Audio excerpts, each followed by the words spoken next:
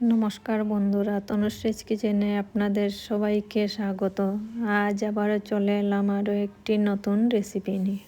আজ আমি রান্না করব বেগুন দিয়ে ট্যাংরা মাছ।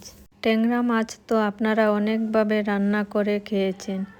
এইভাবে একবার রান্না করে খেয়ে দেখুন, খেতে দারুণ লাগে।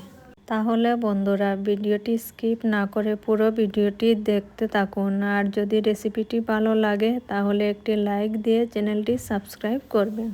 তাহলে চলুন বন্ধুরা আর দেরি না করে ভিডিওটি শুরু করা যাক।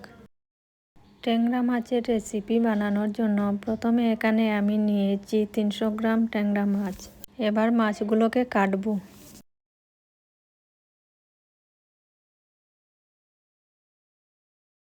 সবগুলো মাছ কাটা হয়ে গেছে। এবার মাছগুলোকে ভালোভাবে ধুয়ে পরিষ্কার করে নেব।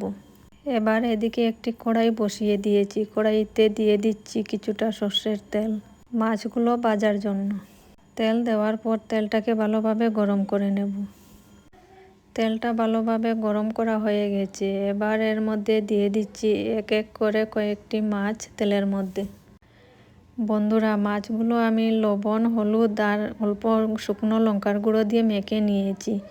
মাছের মশলা মাখানোটা দেখাতে পারলাম না, ক্লিপটা ডিলিট হয়ে গেছে, তার জন্য দুঃখিত।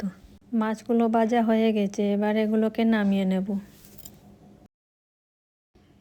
ভাজা মাছগুলোকে নামিয়ে নিয়েছি। এবার একই তেলের মধ্যে বাকি মাছগুলোকেও ভেজে নেব। বাকি মাছগুলোকেও তেলের মধ্যে একসাথেই দিয়ে দিচ্ছি। এবার মাছগুলোকে উল্টে পাল্টে ভাজবো।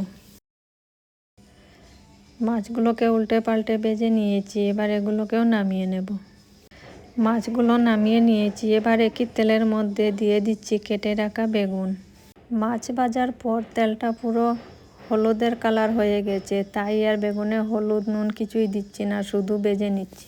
বেগুনগুলো ভাজা হয়ে গেছে। এবার এগুলোকে নামিয়ে নেব।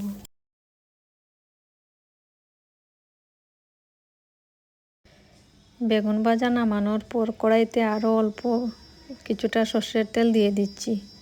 সর্ষের তেল দেওয়ার পর তেলটাকে গরম করে এবার এর মধ্যে দিয়ে দিচ্ছি কেটে রাখা পেঁয়াজ। এখানে আমি একটি বড় সাইজের পেঁয়াজ ছোট ছোট করে কেটে নিয়েছি। এবার এটাকে ভালোভাবে তেলের মধ্যে 1-2 মিনিট মতো ভেজে নেব।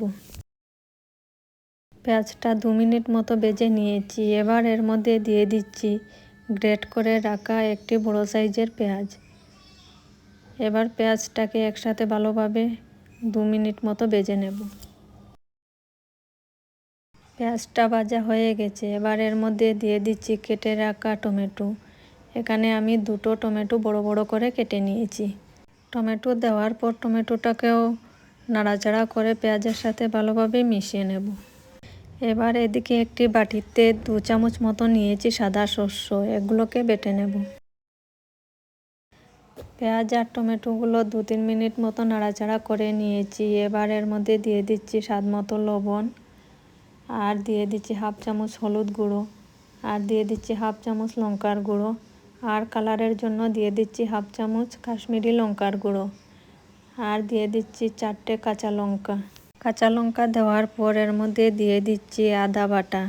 আদা বাটা দেওয়ার পর সব কিছু নাড়াচাড়া করে একসাথে ভালোভাবে মিশিয়ে নেব। সব মশলাগুলোকে কিছুক্ষণ নাড়াচাড়া করে কম আঁচে ভালোভাবে ভেজে নিয়েছি। এবার এর মধ্যে দিয়ে দিচ্ছি বেটে রাখা সর্ষে বাটা দেওয়ার পর অল্প নাড়াচাড়া করে নেব। সর্ষে বাটা দেওয়ার পর খুব বেশি ভাজতে হয় না, তাই এবার এর মধ্যে দিয়ে দিচ্ছি অল্প জল। অল্প জল দিয়ে এবার মশলাটাকে ভালোভাবে কষিয়ে নেব। মশলাটা কষানো হয়ে গেছে। এবার এর মধ্যে দিয়ে দিচ্ছি ঝোলের জন্য জল। জল দেওয়ার পর এবার মশলাটাকে ভালোভাবে নাড়াচাড়া করে নেব। এবার ঝোলটাকে ভালোভাবে ফুটিয়ে নেব।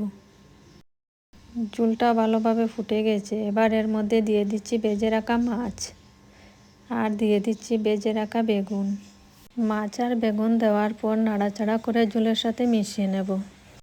ঝোলের সাথে মিশিয়ে নিয়ে 5 মিনিট মতো কম আঁচে ফুটিয়ে নেব। মাছ দেওয়ার পর কম আঁচে 5-6 মিনিট মতো ভালোভাবে ফুটিয়ে নিয়েছি। এবার এর মধ্যে দিয়ে দিচ্ছি কেটে রাখা ধনেপাতা।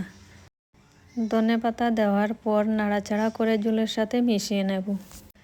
আমার বেগুন দিয়ে ট্যাংরা মাছের রেসিপি পুরো তৈরি হয়ে গেছে। এবার অন্য একটি পাত্রে নামিয়ে নেব। বন্ধুরা, এইভাবে ট্যাংরা মাছ রান্না করে গরম গরম ভাতের সাথে পরিবেশন করুন, খেতে খুবই দারুণ লাগে। তাহলে বন্ধুরা, আমার আজকের এই রেসিপিটি আপনাদের কেমন লেগেছে তা অবশ্যই কমেন্ট করে জানাবেন আর ভিডিওটি শেয়ার করবেন।